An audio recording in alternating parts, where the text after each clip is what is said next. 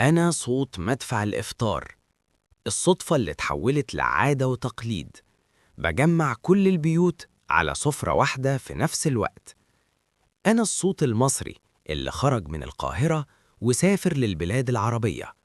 اتعودتوا تسمعوني في الشهر الكريم وقت أذان المغرب، فأنا جزء من المشهد زي الفانوس والمسحراتي.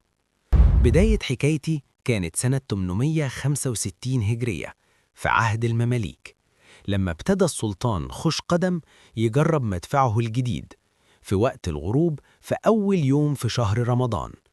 وبالصدفة خرجت أول طلقة، صوتها وصل لكل شارع والكل بيت.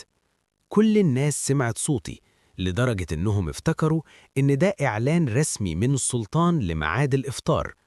ولما شاف السلطان فرحة كل الناس، أمر بتكرار صوتي طول شهر رمضان في نفس الوقت.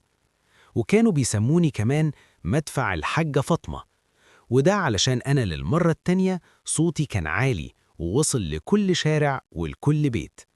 وكان السبب جنود الخديوي إسماعيل لما كانوا ماسكين الفرش وبينظفوا المدافع الحربية بالقلعة. وبالصدفة خرجت قذيفة مني بالغلط، وده كان في الفجر وقت الإمساك.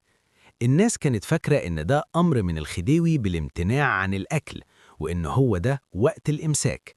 فعلى طول الأميرة فاطمة بنت الخديوي إسماعيل أمرت باستخدامي رسمياً عند الإفطار وعند الإمساك طول شهر رمضان.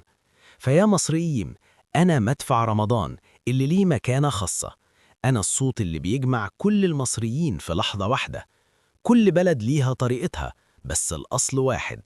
مدفع رمضان، حكاية صوت هيفضل مجمع كل المصريين.